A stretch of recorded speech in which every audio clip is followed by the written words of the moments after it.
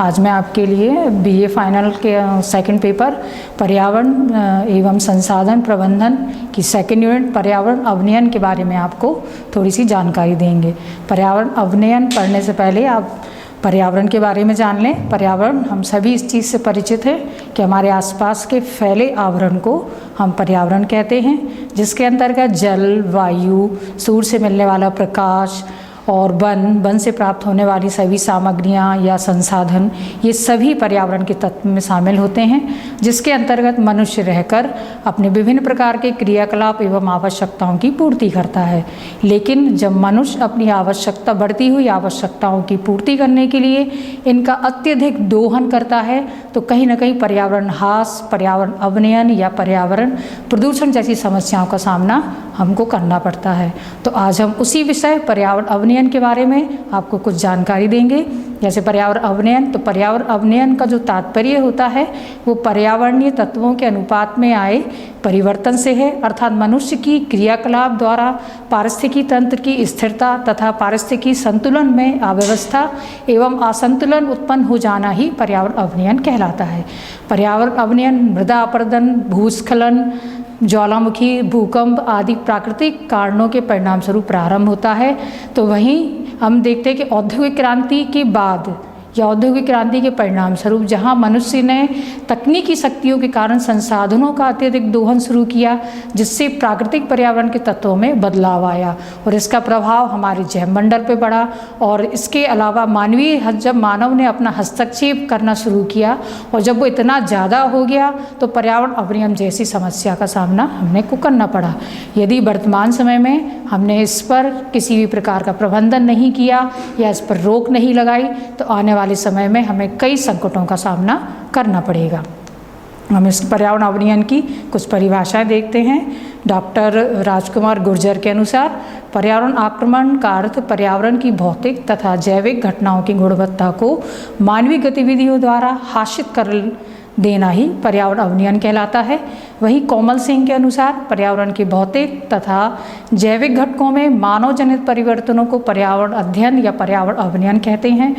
Doctor Savindra Singh के अनुसार पर्यावरण का अर्थ पर्यावरण के भौतिक संगठकों में जैविक प्रक्रम, खासकर मनुष्य की क्रियाओं द्वारा इस सीमा तक ह्रास या आक्रमण हो जाना कि उसे पर्यावरण की स्वतः नियामक क्रियाविधि द्वारा सही नहीं किया जा सकता है, तो वह पर्यावरण अवनयन कहलाता है।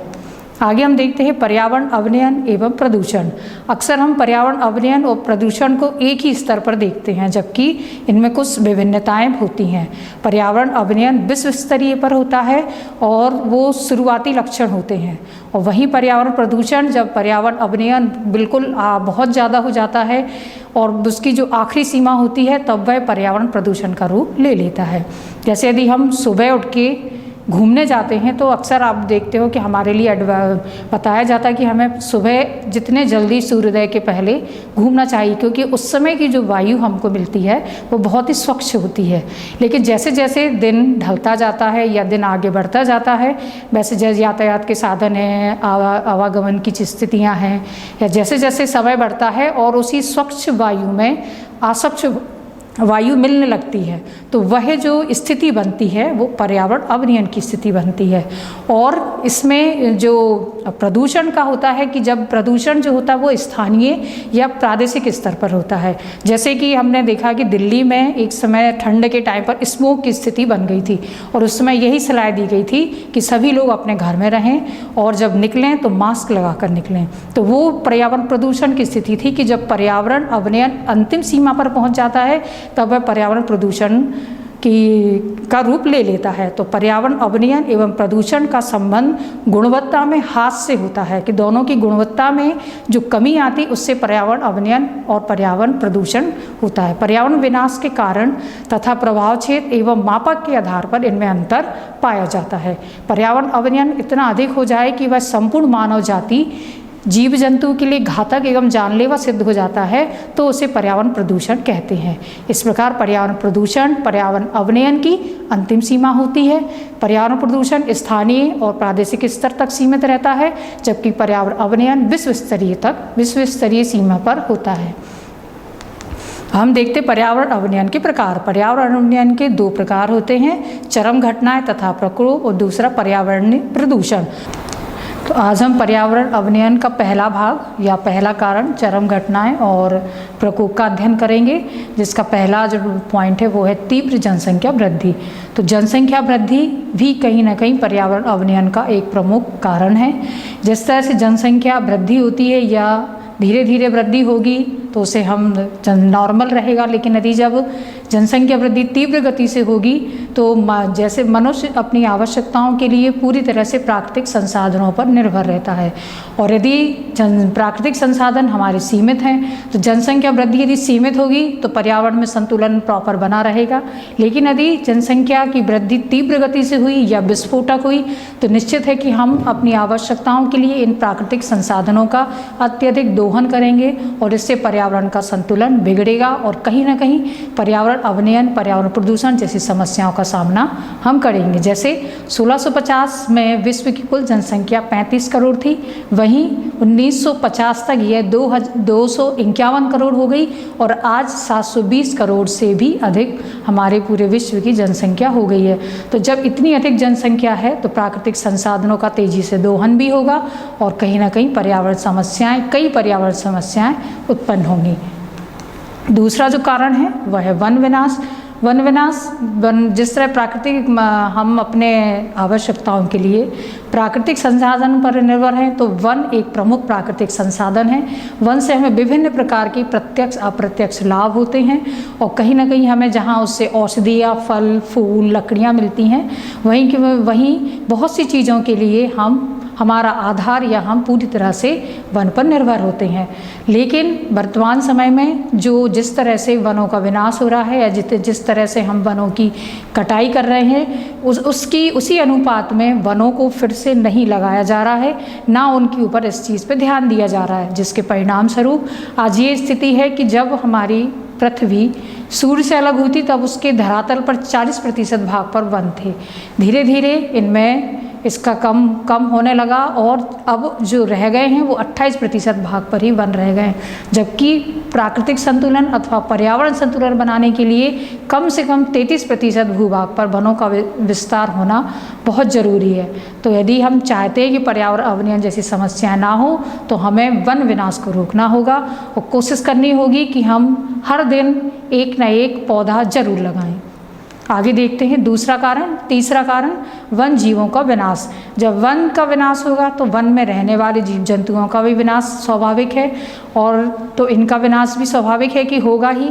और कहीं ना कहीं वन से जितने हमें फ़ायदे होते हैं वहीं वन जीवों से भी मानव को बहुत से फ़ायदे होते हैं, और वह उनके लिए उनका विनाश भी करता है, उनको वहाँ से हटाता भी है, मारता भी है, और उनसे जो विभिन्न प्रकार के उनके सींग हैं, उनकी खाल है, उनको बाहर बेचते हैं और उससे बहुत सी चीज़ों उनके लिए वो अपनी बहुत सी आवश्यकताओं के लिए वो वन जीवों का विनाश करते हैं। तो ये भी कहीं ना कहीं वन जीवों का विनाश भी पर्यावरण अवनयन का एक प्रमुख कारण है, क्योंकि वन के जो जीव जंतु हैं ये समूह में रहते हैं और ये समूह में रहकर पर्यावरण में संतुलन बनाए रखते हैं, और ये पर्यावरण में संतुलन बनाए रखना अपना दायित्व समझते हैं। इस कारण ये पर्यावरण संतुलन बनाए रखते हैं। इससे पर्यावरण में उपयुक्त वातावरण, पर्याप्त जल, भूमिगत जल तथा आंतरिक व्यवस्था सभी संतुलित बनी रहती है। किंतु आज विश्व के कुल 10% जो जीव जंतु हैं पूरी तरह से लुप्त हो चुके हैं या कुछ लुप्त होने वाले हैं। तो हमें कोशिश करना चाहिए कि इन पर ध्यान दें और इन विनाश को रोकें। अगला जो कारण है वह है कृषि एवं पशुपालन। हम जानते हैं कि भारत एक कृषि प्रधान देश है। यहाँ की अधिकांश जनसंख्या आज भी कृषि पर निर्भर करती है और कहीं ना कहीं वो अपनी आवश्यकताओं के लिए कृषि पर निर्भर रहती है। तो जैसे जैसे मनुष्य की आवश्यकताएं बढ़ती जाती हैं वह कृषि क्षेत्र को भी बढ़ाता है, और कृषि क्षेत्र का जब विस्तार करेगा तो वनों को काटेगा, तो कहीं ना कहीं वन विनाश जैसी समस्याओं का सामना करना पड़ेगा। तो कृषि का जो विकास है पर्यावरण ह्रास का एक प्रमुख कारण है, क्योंकि कृषि का विस्तार होने से सबसे अधिक विनाश वनस्पति का ही होता है, क्योंकि इन्हीं क्षेत्रों की सफाई करके कृषि योग्य भूमि बनाई जाती है। बढ़ती हुई जनसंख्या के लिए खाद्य पदार्थ तथा अन्य आवश्यकताओं की पूर्ति के लिए कृषि का विस्तार किया जाता है और इन विकास के साथ साथ इसका अधिक से अधिक उत्पादन करने के लिए हरित क्रांति का सूत्रपात भी हुआ, जिसमें उन्नत बीजों का प्रयोग किया गया, सिंचाई की उत्तम व्यवस्था हुई, रासायनिक उर्वरकों का प्रयोग हुआ, जिसमें कृषि उत्पादन में तो वृद्धि हुई, लेकिन कहीं ना कहीं हमने बहुत सी पर्यावरणीय प्रदूषण का सामना भी करना पड़ा। जैसे मिट्टी की उर्वर शक्ति समाप्त हुई, जल प्रदूषण भी हुआ, वायु प्रदूषण, इस तरह की कई समस्याओं का सामना हमने करना पड़ा। पर्यावरण के लिए जो अत्यधिक पशुचरण भी कहीं ना कहीं उत्तरदायी होते हैं। यदि मनुष्य अपनी आवश्यकताओं के लिए पशुपालन तो करते हैं, क्योंकि पशु से भी हमें बहुत से फायदे होते हैं, बहुत सी चीज़ें मिलती हैं, किंतु जब ये पशु ज़मीन से घास निकालते हैं तो उसमें मिट्टी में जब घास निकालते हैं तो घास के साथ साथ मिट्टी की ऊपरी परत भी आ जाती है, तो कहीं जिससे फिर मृदा अपरदन जैसी समस्याओं का सामना करना पड़ता है, या जो भूमि है वो मरुस्थलीय भी हो जाती है और कहीं ना कहीं हम भूमि अपनयन की समस्या का भी सामना करते हैं। अब हम आगे देखते हैं सिंचाई व्यवस्था। कृषि उत्पादन के लिए या अत्यधिक वृद्धि के लिए हमें सिंचाई का विस्तार करना जरूरी है और इसके लिए हम नदियों से झीलों का बनाते हैं, कुआं खोदते हैं और भूमिगत जल, इन सब चीज़ों का करते, लेकिन जब ये अधिक मात्रा में हो जाता है तो ये भी कहीं ना कहीं पर्यावरण अवनयन का कारण बनते हैं। जैसे 1950 की तुलना में अब विश्व में सिंचाई की जो व्यवस्था है वो 3 गुना ज़्यादा है, जिसमें नहरों का निर्माण किया गया। तो जब अत्यधिक निर्माण किया जाता है तो जो पानी होता है उसमें लवणता की मात्रा ज़्यादा हो जाती है, क्षारीयता की मात्रा ज़्यादा हो जाती है, तो कहीं ना कहीं हम जल प्रदूषण, जल भराव जैसी समस्या का सामना करते हैं और उससे जो वनस्पति होती है वो काफ़ी मात्रा में नष्ट हो जाती है। इसके अलावा यदि हम नहरें बनाते हैं तो नहरें अधिकांश हम देखते हैं कि नहरों के लिए जल प्राप्त करने के लिए नदियों पर बांध का निर्माण किया जाता है और जब बांध, इससे नदियों के जो प्रभाव होता है, जो उनका वेग होता है, उस पर भी बाधा उत्पन्न होती है, जिसके परिणाम स्वरूप ये होता है कहीं पर जल बहुत ज़्यादा हो जाता है तो कहीं पर जल का अभाव होता है, तो कहीं रिसाव होता है। और जब हम बांध बनाते हैं तो कई तरह के हम विस्फोटक चीज़ों का भी इस्तेमाल करते हैं, जिससे भूस्खलन और भूकंप जैसी समस्याएं भी उत्पन्न होती हैं। आगे देखते हैं औद्योगिकरण। औद्योगिकरण भी उद्योगों का औद्योगिकरण कहलाता है। एक से अधिक उद्योगों का होना या बहुत सारे किसी जगह पर उद्योगों का निर्माण करना औद्योगिकरण कहलाता है। इसके 2 प्रमुख घटक होते हैं, एक प्राकृतिक संसाधनों का तीव्र गति से विद्यमान तथा औद्योगिक उत्पादन में वृद्धि का पर्यावरण पर प्रतिकूल प्रभाव पड़ना औद्योगिकरण कहलाता है। कारखानों को बनाने के लिए सबसे पहले बड़े पैमानों पर वनों की कटाई की जाती है और उससे अनेक प्रकार की समस्याएं उत्पन्न होती हैं, जैसे मरुस्थलीय भूमि, भूमि का कटाव, बाढ़ का प्रकोप, वर्षा की कमी, मिट्टी के पोषक तत्वों का अभाव, भूमिगत जल स्तर का नीचे गिरना, कार्बन डाइऑक्साइड गैस की वृद्धि आदि ऐसे कई चीज़ें हैं जिससे औद्योगिकरण के कारण पर्यावरण प्रदूषण कहीं ना कहीं हमें प्रभावित करता है और पर्यावरण अवनयन जैसी समस्याएं सामने आती हैं। इसके उत्खनन से भी पर्यावरण समस्याएं उत्पन्न होती हैं, जिससे हवा, पानी, मिट्टी तीनों ही प्रदूषित होते हैं। अब हम देखते हैं खनन। खनन मतलब खनिजों को प्राप्त करने के लिए खनन कार्य किया जाता है। जब हम खनन कार्य करते हैं तो निश्चित है कि वहाँ हम जिस भी जगह को जहाँ पे खनिज पाए जाते हैं उनका आंकलन किया जाता है, वहाँ पे विभिन्न प्रकार के विस्फोटक लगाकर विस्फोट किया जाता है, डायनेमिक लगाए जाते हैं ताकि उस विस्फोट करके हम पृथ्वी के गर्भ में से खनिज को प्राप्त कर सकें। यह प्रक्रिया काफ़ी पुरानी है और प्राचीन काल से चली आ रही है, लेकिन पुराने समय में या प्राचीन काल में यह कार्य छोटे पैमाने पर होता था, किंतु अब ये काफ़ी बड़े पैमाने पर होने लगा है, जिससे इसका जो पर्यावरण प्रदूषण पर उत्खनन का भी बहुत ही गहरा प्रभाव पड़ता है। क्योंकि जब हम खनन का कार्य करते हैं तो जो उससे धूल उड़ती है वो कहीं ना कहीं ध्वनि प्रदूषण का एक कारण बनती है, और जब हम विस्फोटक करते हैं तो पृथ्वी की जो गर्भ में हलचल होती हैं या जब हम लगातार उस पर करते हैं तो उस पर भी इसका प्रभाव पड़ता है। और जब हम अवशिष्ट पदार्थों को भूमि पर छोड़ेंगे तो मृदा प्रदूषण होगा या मृदा अपरदन होगा। तो कहीं ना कहीं खनन प्रक्रिया भी पर्यावरण अवनयन का एक बहुत बड़ा कारण है और ये पर्यावरण ह्रास में सबसे अधिक प्रभावित करता है। आगे देखिए नगरीकरण।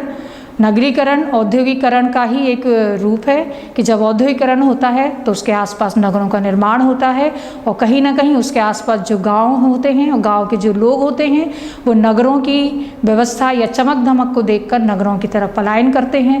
वहाँ पर चूँकि उनको लगता है कि वहाँ पर रोजगार के साधन अधिक हैं, सुरक्षा, मनोरंजन या स्वास्थ्य सेवाएँ कि देखकर वो अपना ग्रामीण क्षेत्र को छोड़कर नगरों पर निवास करते हैं।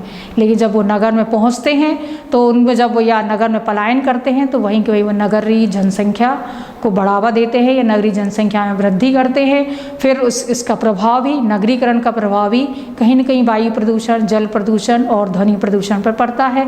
और जो नगरों में शुद्ध वायु जो हमें गांव में मिलती है वो नगरों में शुद्ध वायु भी नहीं मिलती। अम्लीय वर्षा भी होती है, उद्योगों से निकला हुआ प्रदूषित जल नदियों में प्रवाहित कर दिया जाता है। ऐसी जनसंख्या बढ़ने से धीरे धीरे ऐसी कई समस्याएं हैं जो हमारे लिए प्रदूषण का कारण बनती हैं। तो इसके लिए भी परिनगरीकरण भी कहीं ना कहीं पर्यावरण अवनयन का एक प्रमुख घटक अथवा कारण है। वाहनों का बढ़ता प्रयोग, यदि हम नगरीकरण औद्योगिकरण होगा तो आवागमन के साधनों के लिए वाहनों का भी प्रयोग बढ़ेगा। तो वाहनों का जब प्रयोग बढ़ेगा तो निश्चित है कि उनमें जो भी डीजल या पेट्रोल का प्रयोग किया जाता है और उसके चलाने पर जो कार्बन निकलता है तो वो भी कहीं ना कहीं ध्वनि अथवा वायु प्रदूषण के लिए प्रभावित करता है।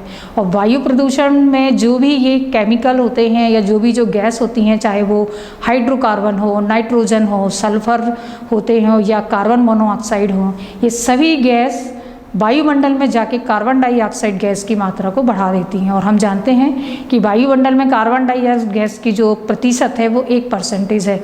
लेकिन कार्बन डाइऑक्साइड गैस की ये मतलब खासियत है उसमें कि उसको किसी भी चीज़ को एब्जॉर्ब करने की क्षमता जो होती है वो अन्य गैस की अपेक्षा बहुत ज़्यादा होती है। तो वाहनों के जब हम उपयोग अधिक करेंगे तो उसके जो निकलने वाली जो गैसें हैं ये वायुमंडल में जाकर कहीं ना कहीं कार्बन डाइऑक्साइड की मात्रा को बढ़ाएंगी। और जब कार्बन डाइऑक्साइड का प्रतिशत बढ़ेगा तो उसके एब्जॉर्ब करने की शक्ति भी बढ़ेगी। तो कहीं ना कहीं वो हमारे प्रदूषण का कारण बनेगी। और ओजोन लेयर इसका एक प्रमुख कारण है कि ओजोन लेयर का जो आज क्षय हो रहा है उसका कहीं ना कहीं कारण वायु प्रदूषण ही है। तो इस तरह हम कोशिश करें कि वाहनों का प्रयोग कम से कम करें और कहीं ना कहीं ये प्रयोग भी हमारे पर्यावरण अवनयन का एक प्रमुख कारण है। रेडियोधर्मी विकिरण, हम कोई भी देश विकसित है या विकासशील है तो वो उसके लिए या अपनी सेना सुरक्षा के लिए अपनी सीमा को सुरक्षित करने के लिए विभिन्न प्रकार के अस्त्र शस्त्र परमाणु अस्त्रों का उपयोग करती हैं या उनको बनाती हैं। लेकिन उनको बनाने के बाद उनका परीक्षण भी किया जाता है। और ये परीक्षण जिस जगह मतलब एकांत में तो किया जाता है, लेकिन जहाँ भी ये किया जाता है उसके आसपास का माहौल पूरी तरह से प्रदूषित हो जाता है। तो कहीं ना कहीं रेडियोधर्मी विकिरण भी पर्यावरण अवनयन का एक प्रमुख कारण होते हैं, क्योंकि इनके विस्फोट से जो विभिन्न प्रकार की किरणें निकलती हैं वो रेडियोधर्मी तत्व निकल कर वायुमंडल में मिल जाते हैं और ये रेडियोधर्मी पदार्थ मिट्टी एवं जल द्वारा सोख लिए जाते हैं। और जब ये विभिन्न प्रकार के प्रभाव सामने आते हैं तो मानव जीवन में कैंसर जैसी समस्याओं का सामना करना पड़ता है। तो यदि इन सब चीज़ों से हमें बचना है तो हमें इन सब चीज़ों पर रोक लगानी चाहिए, अपनी आवश्यकताओं को कम करना चाहिए। और यदि हम इन चीज़ों पर ध्यान देंगे तो आने वाले पर्यावरण संकट या पर्यावरण प्रदूषण या पर्यावरण अवनयन से बचे रहेंगे और इस समस्या का कैसे भी करके समाधान निकालेंगे। Thank you.